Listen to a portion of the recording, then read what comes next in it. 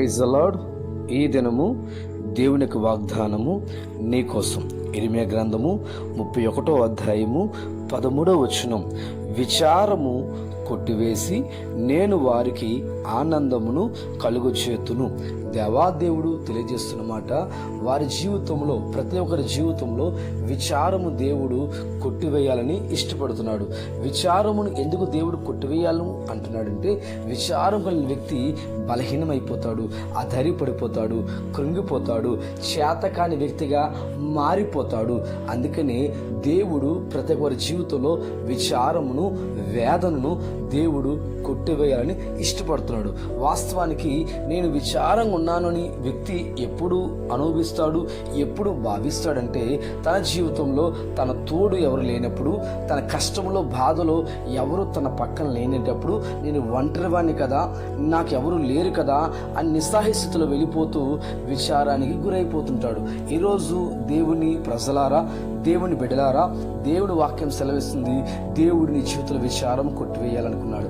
ఎప్పుడు నీ జీవితంలో విచారం పోయింది అనుకుంటా తెలుసా, నాకంటే పక్కన ఎవరైనా ఉంటే నా విచారం పోతుంది అంటున్నావు కదా, ఈరోజు నీ పక్కన ప్రభు ఉండిపోతున్నాడు, నీ తోడుగా నిలవబడుతున్నాడు. నీ దుఃఖమును, నీ వేదనను దేవుడు కొట్టివేయడానికి ఇష్టపడుతున్నాడు. నీ జీవితంలో నిజమైన సంతోషమును, నిజమైన ఆనందమును ప్రభు ఇవ్వడానికి ఇష్టపడుతున్నాడు. ఎందుకు చెప్పాలా? ప్రభు నీ శ్రమలో ఆయన నీకు తోడుగా ఉన్నవాడు. నీ జీవితంలో నిజమైన సంతోషాన్ని ప్రభు ఇవ్వడానికి ఇష్టపడుతున్నాడు. కనుక నీ జీవితాన్ని ప్రభు సమర్పించుకో. నువ్వు ఏ స్థితిలో ఉన్నా సరే, నా జీవితంలో దేవుడు ఆనందాన్ని ఇస్తాడు అనే విషయాన్ని నువ్వు గుర్తించు. ఎందుకో చెప్పాలా? బైబిల్ గ్రంథంలో ఫిలిప్పీ పత్రిక 4వ అధ్యాయము 4వ వచనంలో అపోస్తలుడు పౌలు గారు అంటారు, ఎల్లప్పుడూ ఆనందంగా ఉండండి, ఎల్లప్పుడూ సంతోషంగా ఉండండి. మరలా చెప్తున్నాను, ఆనందంగా ఉండండి అనే మాట పౌలు గారు తెలియజేస్తున్నారు. ఎందుకో చెప్పాలా? తన జీవితంలో తను ఇతరులకి ఆనందాన్ని, ఇతరుల సంతోషాన్ని పంచగలుగుతున్నాడు. ఆయన ఆ మాట చెప్తున్నప్పుడు అప్పటికి చెరసాల్లో నలిగిపోతున్నాడు, వేదన పడుతున్నాడు, శ్రమ పడుతున్నాడు.